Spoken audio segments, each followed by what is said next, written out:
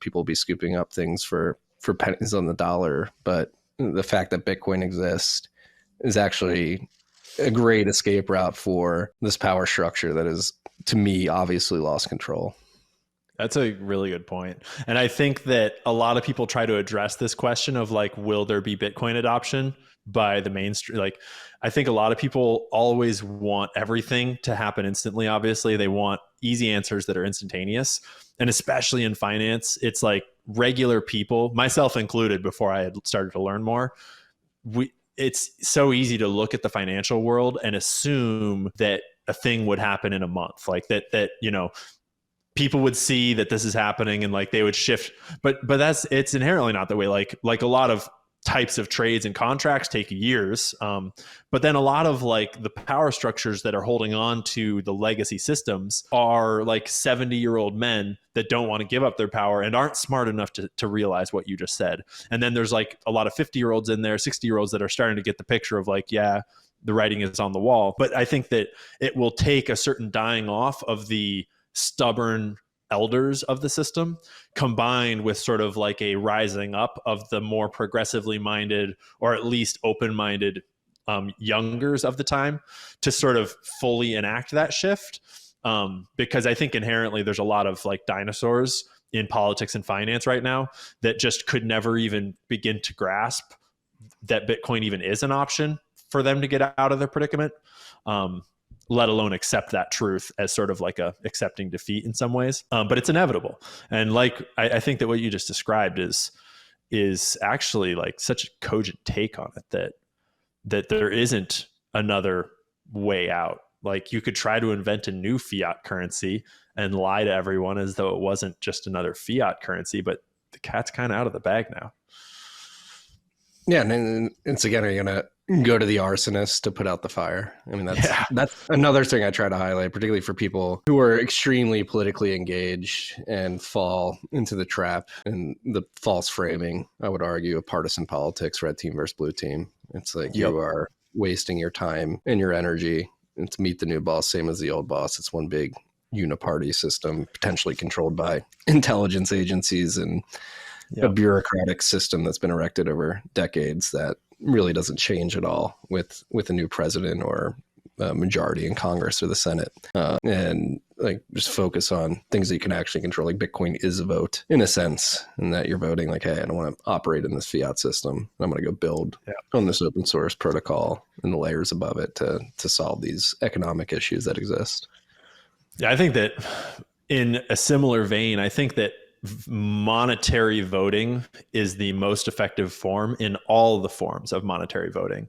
And a huge part of what I've done with my channel is actually digging into what corporations own all the products on our shelves, who owns sort of like all the various pieces of our daily lives, and then trying to find like small businesses, family and founder owned businesses that are not giant publicly traded mega corporations that are all managed by the same like 5 top shareholders, like all the management firms. Because when the more that we can get regular people voting with their dollars into companies that are managed by real regular people that care about their employees, that live in a community, that creates a circulation of currency within like regular people within our economy that is completely different than when you spend money at a giant corporation. It goes up into like the shareholders' coffers, and those like that system is inherently built to sort of keep insiders at the tables at the top and to have them managing the companies in a way that is sort of like a giant collusionary monopoly game where like all the competitors in an industry, like all the big pharma companies, their boards of directors are all elected by the same management firms, by the same top shareholders. And so like how much competition is there really in that system? And it's a system that inherently breeds corruption and incentivizes greed. And voting with your dollar to put our commerce outside of that system back into regular business owners, like regular people, I think it's just another example of like voting with your dollars by investing in cryptocurrencies and holding cryptocurrencies. Same exact thing. It's like take your money out of the banks. We've all seen what banks do these days. And we're about to see more of that, I think, this year. And I think that anytime, like, yeah, political voting is cool, but voting with your dollar is far more powerful. Yeah. You just have you ever read Strong Towns by Charles Marone? I have not. It's a an incredible book that really highlighted like the economics of what you just described in the most lucid way that I've ever heard it described. And basically, the concept part of the book, he really compares like small towns, strong towns, like what you want to focus on from a small business perspective is revenue per square foot. And in a couple of chapters in the book, he highlights that superstores like Walmart and Target, their revenue per square foot is abysmal. But since they're these large conglomerates, they can eat that margin hit. But essentially, when you go and you shop in these conglomerates within your small town, like they're taking that money and setting it back up to corporate, and it's not staying in your town like you just described. And so you can make an economic argument that it actually, if you want to live in a better town, like you should focus on these small businesses because they, in terms of revenue per square foot, are much more efficient. And that money, like you said, stays within the local economy. Yeah. And that's one thing, again, you talked earlier about Bitcoiners really understanding the money problem, and then seeking out and looking out in the world and trying to figure out where everything else is messed up. And food and healthy living is definitely, I think, one of the first that the Bitcoiners gravitated towards. And we're seeing it with the Beef Initiative, which is an initiative to connect local ranchers with consumers in their local areas, and at the same time educate them about the ranchers about Bitcoin and why they should consider putting some Bitcoin on their balance sheets to make sure that they are financially viable into the long run. But down in Texas, where I'm typically at, it's been an incredible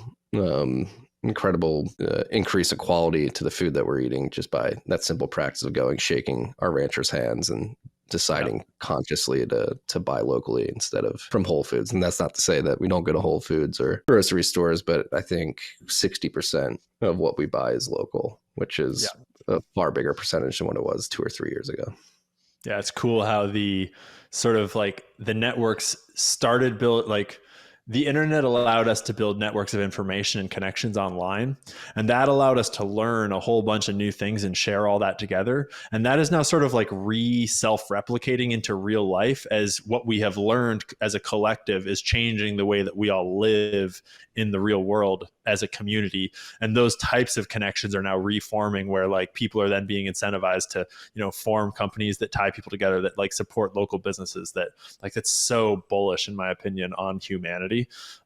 Because like, I mean, to kind of like harken back to something we were talking about earlier, the food stuff, like the poison in our food and the healthcare conglomerate connections to the food and big agriculture poisons, that is one of the like, I struggle so hard not to just to believe that is literally a like evil demonic conspiracy theory. Like the amount of sort of interplay between our sick care system and our food systems is just inherently evil shit. And it's so unbelievable that it would just sort of like happen by chance that way without like some form of literal collusion between the industries.